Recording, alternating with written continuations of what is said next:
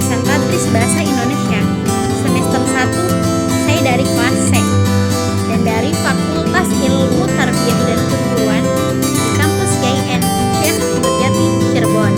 Di sini saya akan memaparkan pidato saya sebagai salah satu tugas UAS, ujian akhir semester mata kuliah berbicara, yang diampu oleh Bapak Tato Nuryanto, MPD. Silahkan untuk simak video berikut. Terima kasih. Bismillahirrahmanirrahim. Assalamualaikum warahmatullahi wabarakatuh. Alhamdulillahi rabbil alamin, wa bihi nasta'in wa ala umurid dunya waddin. Wassalatu wassalamu ala asyrafil anbiya'i wal mursalin sayyidina wa maulana Muhammadin. La hawla wa la quwwata illa billahil aliyyil azim. Qala Allah ta'ala fil Qur'anil Karim, a'udzu billahi minasyaitonir rajim. Bismillahirrahmanirrahim. Subhanalladzi asra bi 'abdihi lailan minal masjidil haram ilal masjidil aqsa alladzi barakna haulahu linuriyahu min ayatina innahu huwas samiul basir. Pertama-tama dan yang paling utama, marilah kita panjatkan puja dan puji syukur kita kehadirat Allah Subhanahu wa ta'ala yang telah memberikan kita beribu-ribu nikmat sehingga kita bisa bernafas hingga detik ini. Sholawat beriringan salam mari kita curahkan dan limpahkan kepada Nabi kita, Nabi Muhammad SAW, serta para keluarganya dan para sahabatnya. Beliau telah membawa kita dari zaman kegelapan hingga zaman terang menderang seperti sekarang, dari zaman jahiliyah hingga zaman Islamiyah, dan tak lupa pula beliau telah memberikan syafaatnya kepada kita, kepada umatnya, sampai hari kiamat nanti. Nabi Muhammad SAW melakukan perjalanan Isra Mi'raj. Perjalanan Isra Mi'raj adalah untuk menerima sebuah perintah ibadah sholat bagi para umatnya.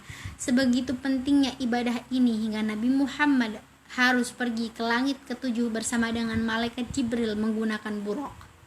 Tahukah kalian bahwa pada mulanya Allah Subhanahu wa ta'ala memerintahkan kita untuk melaksanakan sholat selama 50 kali dalam sehari. Namun pada akhirnya berkat Nabi Muhammad kita mendapatkan keringanan untuk mengerjakan sholat selama 5 kali dalam sehari. Melaksanakan sholat selama 5 kali dalam sehari saja sangatlah berat bagi sebagian orang lain yang tidak biasa mengerjakannya. Bayangkan apabila kita diperintahkan untuk mengerjakan sholat selama 50 kali dalam sehari. Mungkin manusia banyak ngeluhnya.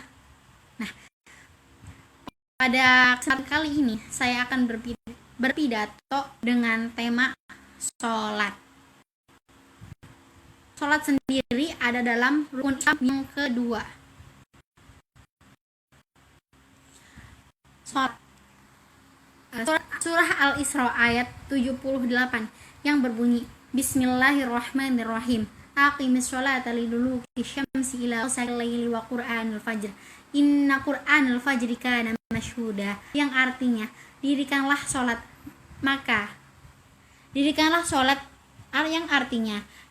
sholat dari sesudah matahari tergelincir sampai gelap malam, dan dirikanlah pula sholat subuh. Sesungguhnya sholat subuh itu disaksikan oleh malaikat. Perintah sholat ini ada di rukun Islam yang kedua, dan dalam sehari kita harus mengerjakan 5 waktu, yaitu dari sholat subuh, zuhur, asar, maghrib, dan isya. Maka dari itu kita harus mengerjakan sholat wajib ini, dan dia akan menjadi amal kita di suatu hari nanti.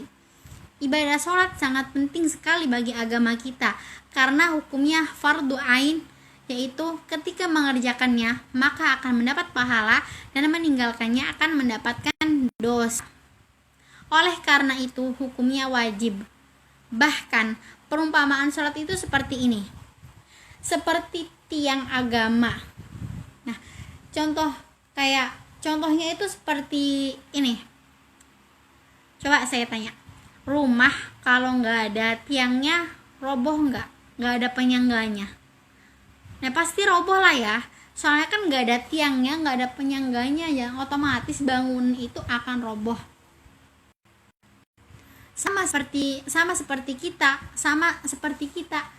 Contohnya kayak orang yang misalkan si A Islam tapi dia tuh nggak ngerjain sholat, jadi dia tuh kayak udah nggak punya tujuan lagi gitu. Nah jadi tiangnya dia tuh bakal roboh, agama dia itu bakal roboh dan bakal runtuh. Soalnya tiangnya aja udah nggak dikerjain, begitulah. Nah, maka ada perumpamaan lagi. Jadi perumpamaannya seperti ini. Jika sholatnya baik dan benar, maka hidupnya, akhlaknya akan ikut baik dan benar. Bahkan banyak sekali yang akan kita dapatkan ketika kita mendekatkan diri kepada Allah. Ada sebuah riwayat hadis tentang sholat adalah tiang agama yang berbunyi as-sholatu imaduddin, faman aqamaha faqad aqamaddin, wa man tarakaha faqad hadamaddin. Yang artinya sholat adalah tiang agama Islam, maka barang siapa yang mendirikannya, sungguh ia telah mendirikan agamanya dengan kokoh. Dan barang siapa yang merobohkannya, maka sungguh ia telah merobohkan agamanya dia sendiri. Bahkan banyak sekali hikmah-hikmah yang terkandung dalam perintah sholat ini. Yang pertama, mendekatkan diri kepada Allah Subhanahu wa Ta'ala. Yang kedua, menjaga kesadaran dan pengendalian diri. Yang ketiga, menanamkan perilaku disiplin diri terhadap waktu. Dan yang keempat adalah mencegah dari perbuatan keji dan mungkar. Dan masih banyak lagi hikmah-hikmah yang terkandung dalam sholat ini. Kesimpulannya adalah, sesibuk-sibuk kalian, mari kerjakan sholat. Karena sholat adalah kewajiban dari setiap muslim dan muslimah. Untuk meminta pertolongan, meminta perlindungan kepada Allah, mari kita belajar untuk sholat tepat waktu. Seperti contohnya kayak misalkan ada azan, Allahu Akbar, Allahu Akbar. Nah, itu sholat duhur. Nah, kita tuh harus bergegas untuk wudhu, cepat sholat, karena sholat tepat waktu itu sangat penting sekali. Dan usahakan sholatnya harus berjamaah karena akan mendapatkan pahala sebesar 27 derajat. Mungkin hanya ini yang bisa saya sampaikan, kurang lebihnya saya memohon maaf. Apabila ada kata-kata yang benar itu datangnya dari Allah, dan apabila ada kata-kata yang kurang dan salah itu datangnya dari diri saya sendiri sebagai hamba Allah yang dhaif. Wa khuliqal insanu dha'ifah. Wabila taufik wal hidayah wa ridha wal inayah.